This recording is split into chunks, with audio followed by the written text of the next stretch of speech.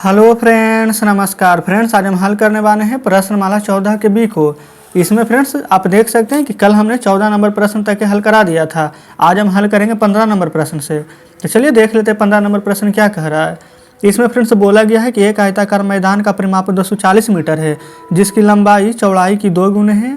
यदि प्रति वर्ग मीटर 100 रुपये की दर से जमीन बिकती है तो मैदान का मूल्य क्या होगा। तो चलिए देख लेते हैं 15 नंबर प्रश्न को। तो फ्रेंड्स देख लीजिए, यहाँ पर हम हल करते हैं 15 नंबर प्रश्न को।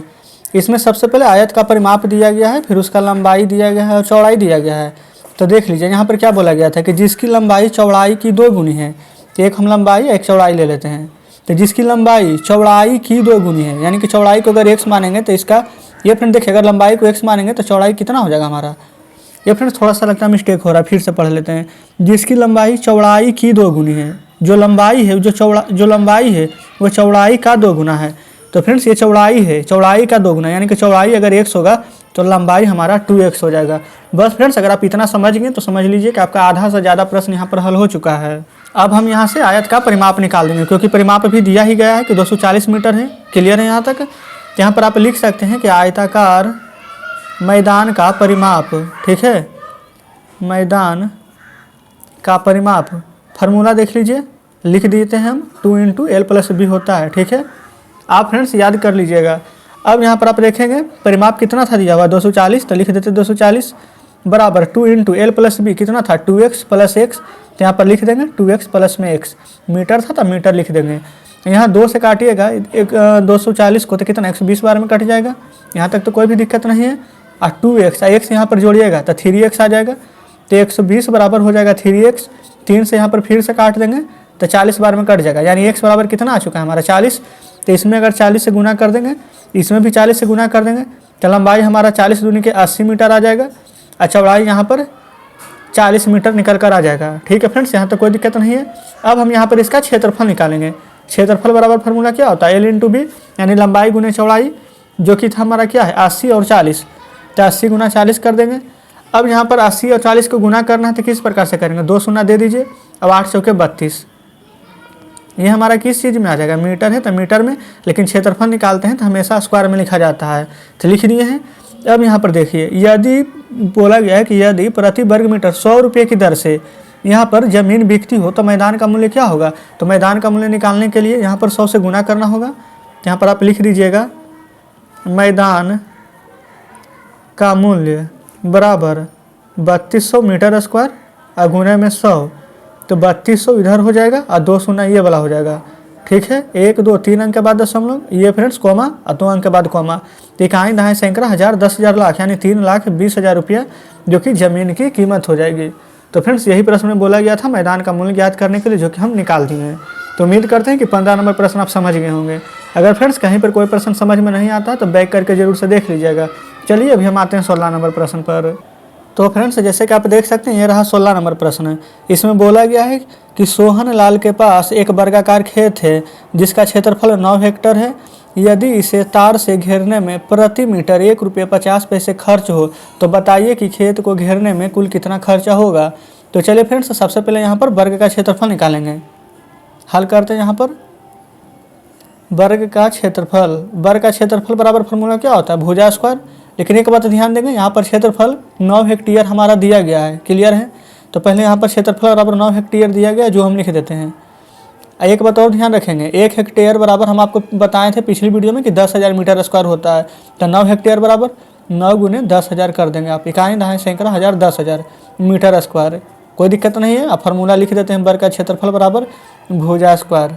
ये वाला स्क्वायर है जो कि हमारा इधर आएगा तो अंडर रूट में आ जाएगा 9 गुने 10,000। ठीक है फ्रेंड्स, यहाँ तक भी कोई दिक्कत नहीं है। मीटर स्क्वायर है तो लिख देते हैं। तो भुजा हमारा कितना निकल जाएगा, 9 को जब निकालेंगे अंडर रूट से बाहर तो 3 1 2 3 4 शून्य है, तो इसका आधा 2 शून्य आ जाएगा, यानी कि 300 मीटर। यहाँ तक तो कोई दिक्कत नहीं है। अब हम यहाँ पर पहले परिमाप निकाल देते हैं। तो वर्ग का परिमाप निकालेंगे तो इसका फार्मूला क्या होता है 4 गुने 1 भुजा। तो यहाँ पर फ्रेंड्स सबसे पहले 4 को तो 4 रहने देंगे, अब भुजा के सामने क्या लिख देंगे 300। तो 4 गुने 300 लिख देंगे और 4 से आकर कितना हो जाएगा 1200 मीटर। ठीक है। अब आगे देखेंगे, इसमें बोला गया इसे तार से घेरने में 1 रुपये 50 पैसे खर्च होते हैं। तो बताइए कुल कितना पैसा खर्च हुआ है। तो यहाँ पर 1200 में गुना कर देंगे, 1 रुपये 50 पैसा ऐसे ही लिखेंगे 1.50। अब देखिए 1200 में 1.50 से आपको गुना करना होगा।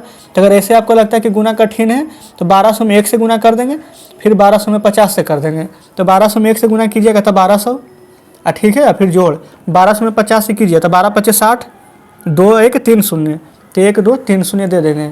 यहाँ तक तो कोई दिक्कत नहीं है। ये क्या था हमारा पैसा में, तो ये भी तो पैसा ही होगा। ये रुपया हो जाएगा 1200। देखिए कितना पैसा हो गया, इकाई दाएँ सैकड़ा, हज़ार, 10,000, 60,000 पैसा। रुपया में बदलेंगे तो नीचे 100 से भाग देते हैं तो 2 शून्य से 2 शून्य कट जाएगा। तो रिजर्व में कितना है ये 600 रुपया, 1200 रुपया, 600 रुपया, कितना हो जाएगा टोटल। तो आप कहिएगा कि 1200 और 600 1800 रुपया हो जाएगा। तो फ्रेंड्स यही हमारा आंसर हो गया है। क्लियर है। तो देख लेंगे इसमें क्या बोला गया था कि खेत को घेरने में कुल कितना खर्च होगा। तो लिख देंगे कि खेत को कुल घेरने में 1800 रुपया खर्च होगा। ये फ्रेंड्स आपको यहाँ पर हल करके बता दिए हैं। तो चलिए अब आ जाते हैं 17 नंबर प्रश्न की ओर। तो फ्रेंड्स आप देख सकते हैं 17 नंबर प्रश्न आपके सामने है। इसमें बोला गया है 360 मीटर गुने 210 मीटर माप की एक खेत लल्लू किसान के पास है। इसमें से वह एक विशेष प्रकार का धान बोता है जिससे प्रति हेक्टेयर 30 क्विंटल धान उपजने की संभावना है। तो यदि बाजार में धान 320 रुपये क्विंटल बिकता है तो लल्लू की अपेक्षित आय क्या होगी। तो चलिए फ्रेंड्स यहाँ पर हम हल कर लेंगे 17 नंबर प्रश्न को। क्लियर है। सबसे पहले यहाँ पर खेत का क्षेत्रफल कितना दिया गया 360 गुने 210 मीटर। यहाँ पर आप लिख दीजिएगा खेत का क्षेत्रफल 310, ये फ्रेंड्स 360 गुना 210 मीटर है। यहाँ पर इसको गुना कीजिए। तो फ्रेंड्स चलिए सबसे पहले वीडियो को स्किप करके इसको गुना कर लेते हैं। तो फ्रेंड्स देखिए हम गुना कर लिए हैं। इसका आंसर आ जाएगा 756,000। जब गुना करेंगे तब मीटर गुने मीटर क्या हो जाएगा मीटर स्क्वायर। अब फ्रेंड्स इसको देख लीजिए, सबसे पहले ये क्या है मीटर स्क्वायर में है, लेकिन यहाँ पर बात किस में चल रहा है। तो आप कहेंगे यहाँ पर देख लीजिए अभी हेक्टेयर, ये देखिए हेक्टेयर में बात चल रहा है। तो आपको हम क्या बताए थे कि 10,000 मीटर स्क्वायर बराबर क्या होता है 1 हेक्टेयर, पिछली वीडियो में बताए थे। तो चलिए यहाँ पर हम इसी प्रकार से लिख देते हैं।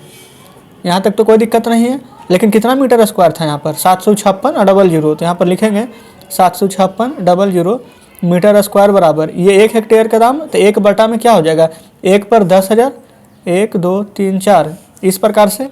अगुने में हमें निकालना कितना कहा है 756,000। ये फ्रेंड्स 2 शून्य से 2 शून्य इधर हम इस प्रकार से काट देंगे। 2 अंक है तो 2 अंक के बाद यहाँ पर दशमलव लगा देंगे। तो कितना आ जाएगा हमारा 7.56 हेक्टर। ठीक है, यहाँ तक तो कोई दिक्कत नहीं है। अब आगे पढ़िए। अब फ्रेंड्स इसमें बोला गया है जिससे प्रति हेक्टेयर 30 क्विंटल धान उपजने की संभावना है। तो चलिए 30 क्विंटल धान उपजने की संभावना है तो 7.56 हेक्टेयर में 30 क्विंटल से आपको गुना कर देना होगा। ठीक है। तो फ्रेंड्स देखिए जब आप इसको गुना करेंगे तो 226.80 क्विंटल यहाँ पर आ जाएगा। ठीक है, हम यहाँ पर गुना कर लिए हैं तो लिख दिए हैं। तब बोला गया था यहाँ पर कि लल्लू की अपेक्षित आय क्या होगी। तो फ्रेंड्स चलिए हम यहीं पर आगे एक स्टेप हल करेंगे। यहाँ पर हम लिखते हैं लल्लू की अपेक्षित आय। सबसे पहले यहाँ पर क्या था अभी जस्ट हम निकाल कर लाए थे 226.80 क्विंटल अगुने। यहाँ पर सबसे पहले देख लीजिए यदि बाजार में धान कैसे क्विंटल बिक रहा था 320 रुपये प्रति क्विंटल। तो बस आपको कुछ नहीं करना है, इसमें आपको 320 से गुना कर देना है। ठीक है। तो फ्रेंड्स देखिए जब आप इसको गुना कीजिएगा तब 72,576.00 प्राप्त होगा। तो दशमलव के बाद जीरो का कोई महत्व नहीं रह जाता है।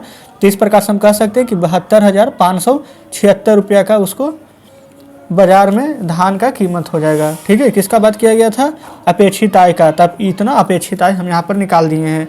तो फ्रेंड्स इस प्रकार से 17 नंबर भी हमने हल कर लिया है। कहीं पर भी फ्रेंड्स अगर आपको थोड़ा सा भी यहाँ पर आपको डाउट होता है तो वीडियो को बैक करके जरूर से देख लीजिएगा। ठीक है। चलिए अभी हम फिलहाल आ जाते हैं 18 नंबर प्रश्न पर।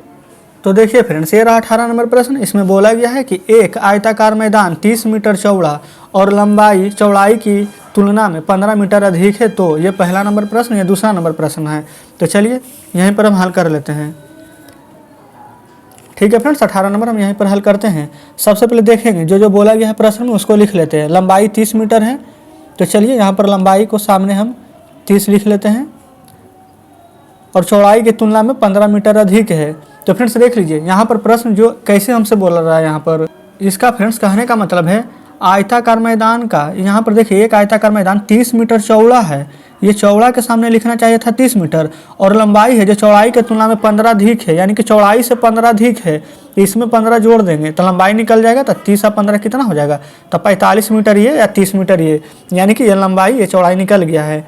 अब बोला गया है कि 1.75 रुपये प्रति मीटर की दर से मैदान में घास लगाना है। तो सबसे पहले क्षेत्रफल निकालना होगा। तो क्षेत्रफल बराबर फार्मूला क्या होता है, L × B, यानी लंबाई गुने चौड़ाई। तो 45 × 30 करेंगे यहाँ पर, तो देखिए 0 दे देंगे लास्ट में, 5 तिया के 15, 4 तिया के 12 के 13, तो 1350 मीटर स्क्वायर यहाँ तक आ चुका है। ठीक है, यहाँ तक तो फ्रेंड्स कोई भी दिक्कत नहीं होनी चाहिए।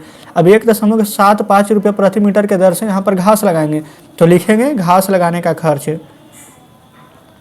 घास लगाने का खर्च यहाँ पर कितना लाए थे हम, 1350 मीटर स्क्वायर, तो लिखेंगे 1350 मीटर स्क्वायर गुने खर्च कितना था 1.75 रुपया, तो 1.75 रुपया।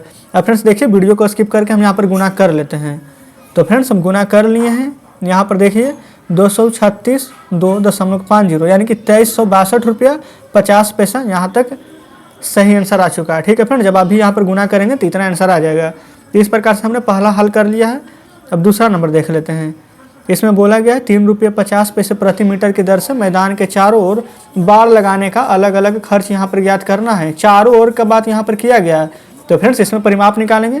परिमाप बराबर फार्मूला क्या होता है, 2 × L + B, तो 2 तो रहेगा ही हमारा, L + B, लंबाई चौड़ाई तो यही वाला रह जाएगा, लंबाई 45 चौड़ाई 30 है, 45 जोड़ 30 लिखेंगे। यहाँ पर 2 गुना में यहाँ पर जब जोड़िएगा 45 और 30 को तो आ जाएगा 75, अब 75 × 2 करेंगे तो आ जाएगा 150 मीटर। ठीक है, यहाँ तक तो फ्रेंड्स कोई भी दिक्कत नहीं होनी चाहिए।